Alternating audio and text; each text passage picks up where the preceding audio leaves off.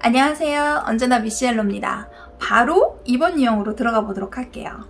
이번 유형은 나는 도움을 준다 라는 자아 이미지를 가지고 있습니다. 그래서 저는 항상 궁금했어요. 이번 유형의 아기는 어떨까? 이 유형이신 분들의 어린 시절 이야기를 듣긴 했지만 그건 그분들이 기억하는 어린 시절이고, 내가 이번 유형의 아기를 만났을 때 이 아이가 이번 유형이고 나는 도움을 준다라는 자아 이미지를 가졌다는 사실을 내가 느낄 수 있을까? 어른인 내가 아이의 도움이라는 행동을 어떻게 눈치챌 수 있을까? 그게 굉장히 궁금했거든요. 이번 유형의 아기를 처음 만나게 된 거는 그 아기가 100일쯤 됐을 때였어요. 100일쯤 되면은 혼자 약간 고개를 가눌 정도? 요 정도밖에 못해요. 혼자 앉아있을 수도 없고, 엄마가 반드시 이동할 때도 엄마가 반드시 안아줘서 이동해야 될 텐데, 그런 아기를 처음 만났을 때 제 느낌은 아기면서 아무런 시선을 끌지 않는다, 이런 느낌을 받았어요. 그냥 사람들한테 묻혀있다. 낯선 사람들이 많다고 막 예민해져서 엄마한테서 안 떨어진다던가 그런 것도 없고, 사람들이 자기에게 아무런 관심 없이 놀고 먹고 왔다 갔다 하는데도 징징거리지 않는 거예요. 근데 저희 위에 두 아이들은 약간 그런 편이거든요. 아주 관종들이에요. 자기에게 관심이 없는 걸 참지 못하는 아주 욕심쟁이들인데, 이 아이는 너무 가만히 있어도 오히려 그게 신기하다, 이런 느낌을 받았어요. 저희 아이들이 이제 너무 눈앞에 어린 아기가 있다 보니까 처음에는 잘 못 다가가다가 조금씩 친숙해지면서 장난감도 보여주고 까꿍도 해주고 웃겨주면서 아이를 웃겨주려고 이제 막 노력하기 시작하는 거예요. 그랬더니 그 전에 시종일관 무표정으로 있었던 게 마치 아무 일도 없었던 것처럼 기다렸다는 듯이 까르르 까르르 웃으면서 너무너무 좋아하는 거예요. 더 웃겨달라고, 더 자기랑 놀자고 막 이렇게 눈치 손짓 발짓을 취하더라고요. 그것을 보면서 사람 좋아하고 경계심이 없다. 그리고 순하고 잘 먹고 잘 자고 엄마가 신경 쓰이게 하지 않는다. 다만 엄마한테 안겨 있어야만 잠을 자고 내려놓으면 바로 깨버려서 낮잠 자는 동안은 내내 엄마가 안아준다고 하더라고요. 근데 요 정도로 2번 유형이다 라고 단정 지을 순 없죠. 외모적으로 봤을 때는 3유형은 아주 수려한 외모를 가졌으니까 가슴 중심의 2유형, 4유형 중에 하나겠구나, 그 정도로만 그때 당시에는 생각을 했었죠. 두 돌쯤 되었을 때 하는 행동들을 보고서 와, 진짜 2번 유형이 맞구나 라는 것을 알 수 있었어요. 아주 작은 행동인데요. 이 아이가 저희 집에 놀러와서 아이들이 거실에서 타고 노는 바퀴가 4개 붙은 자동차 있잖아요. 일명 빠방이죠. 이제 빠방을 타고 앉아서 놀던 중에 엄마가 자, 이제 우리 집에 가자 하면서 아이에게 양말을 신기려고 합니다. 엄마가 발 한쪽에 양말을 신기려고 하자 이 아이가요, 갑자기 살짝 일어나서 옆으로 돌더니 옆으로 앉아서 엄마에게 두 발을 쏙 내밉니다. 상황이 그려지시나요? 내가 빠방을 타고 막 놀고 있는데 엄마가 나한테 와서 이제 집에 가자 하고 양말을 신기려고 하니까 살짝 일어나서 두 발을 엄마에게 쏙 내밉니다. 이게 말이 됩니까? 저는 그 장면을 보고 굉장히 놀랐어요. 저희 첫째 딸 같은 경우는 그 정도 나이 때에는 자기를 건드리는 거를 싫어해가지고 양말을 신기려고 하면은 열이 많은 애라 답답한 게 싫으니까 실갱이를 엄청 했었거든요. 저희 둘째 아들 같은 경우에는 옷 한 벌 입히려면 애를 아주 이렇게 결박을 하고 입혀야 돼요. 팔 한쪽 넣고 도망가고, 티셔츠 한쪽 입혀놓으면 반바지를 들려고 손을 뻗는 순간 그 사이를 못 참아서 벌써 도망갔어요. 그래서 아이를 아예 결박을 하고 입혀야 됐었어요. 근데 이거를 2살 때부터 지금 5살이 된 3년 동안 매일 반복해요. 로션 다 바르고 옷 입고 그러고 노는 거야. 이거를 3년 동안 해요. 이게 아이잖아요. 오은영 박사님이 그렇게 얘기하시더라고요. 설명할 때는 매번 처음 하는 것처럼 10,000번을 해도 똑같이. 이게 가능한 일인지는 모르겠어요. 저는 그렇게는 못하겠더라고요. 근데 이 2번 유형의 아이는 양말뿐만 아니라 엄마가 나를 챙겨주기 편하도록 다 해주더라고요.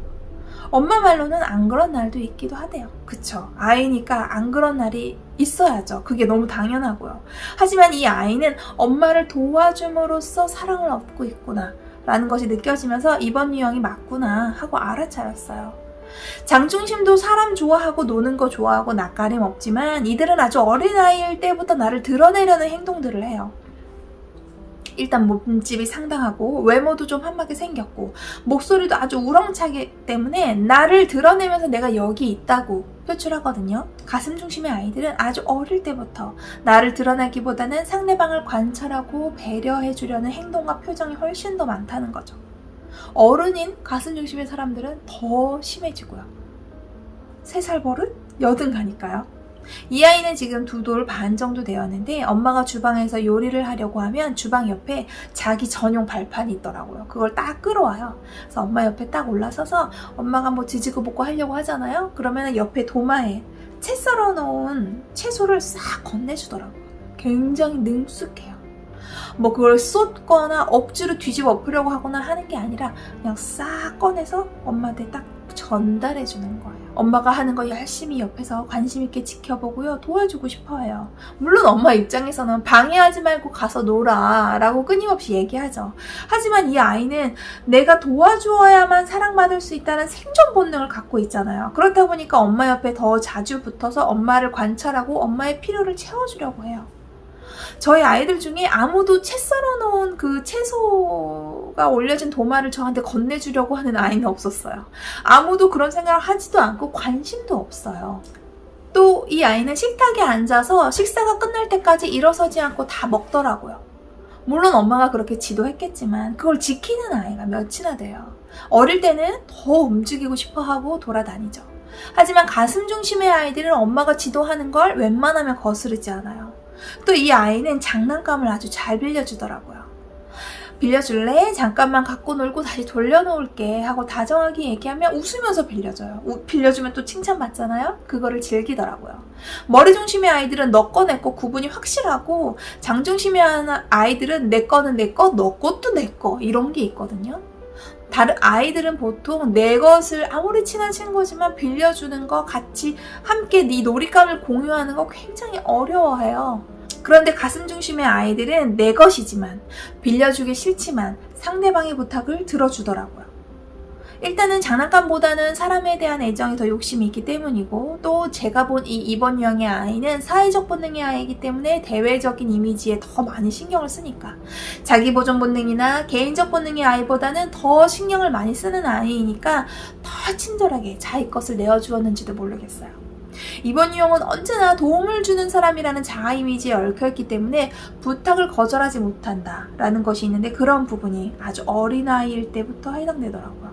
저희 첫째 딸이 어린이집 다닐 때 어느 날 갑자기 같은 반 남자아이 한 명 이름을 얘기하는 거예요. 그래서 처음 듣는 이름이라서 그 아이가 누구야 하고 반 아이들 사진을 보여주면서 누구냐고 가르쳐 달라고 했더니 한 명을 딱 찝더라고요. 얼굴은 동글동글하게 생기고 활짝 웃고 있는 아이의 사진이었는데 아주 귀여운 인상을 가졌어요. 어른들의 인상으로 말하자면 아주 편안한 인상의 좋은 사람, 그런 느낌의 외모였어요.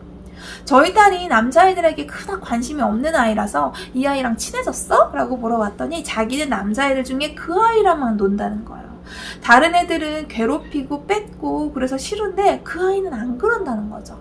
궁금해서 선생님께 물어봤더니 반에서 아주 인기가 좋대요. 남자아이들이랑도 잘 놀고 여자아이들이랑도 잘 놀고 모나지 않은 성격에 선생님 말씀 잘 듣고 착하고 배려심이 있어서 아이들이 다 좋아한다는 겁니다. 친한 지인분이 있어서 이제 얘기를 전해 듣기로는 자기 아들이 그 아이랑 친해지고 싶어 해서 이제 그 아이를 집에 초대했대요. 엄마는 바쁘셔서 못 오시고 아이만 초대해서 같이 밥 먹고 놀고 하는데 식사 시간에 자기는 이제 벌써 다 먹은 거예요. 근데 그 집 아들이 친구가 아직 다 먹지 않아서 다 먹을 때까지 식탁에 앉아서 가만히 기다리면서 있더래요.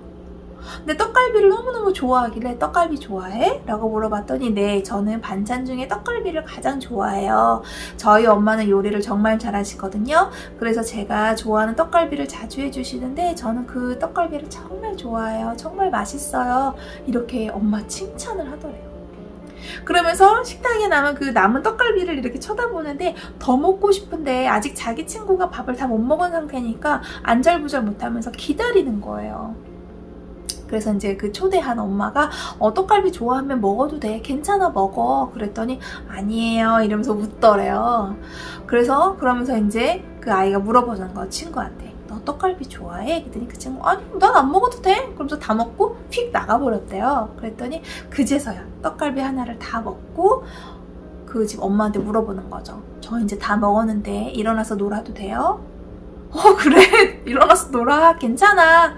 이렇게 정말 신기했다고 얘기를 전해 들었어요. 7살 남자아이가 먹고 싶은 게 있는데 친구를 위해서 참고 있다가 어른이 먹으라고 해도 먼저 먹지 않고 친구에게 한 번 더 물어보고 확인하고 친구가 다 먹고 일어서니까 그제서야 자기가 떡갈비를 먹고 자기도 일어났다. 이게 가능한 일일까요? 남자아이들과 놀면서 다투지도 않고 싸움 날 일도 만들지 않고 만약 그 아이가 누군가를 때려서 싸웠다면 그 상대방 아이가 얼마나 얘를 화나게 했으면 그런 일이 생겼을까라는 얘기가 나올 정도라고 해요. 이거는 이 아이가 태어난 본능, 생존, 이 아이의 무의식 그 자체에서 나오는 행동이라고 볼 수밖에 없죠.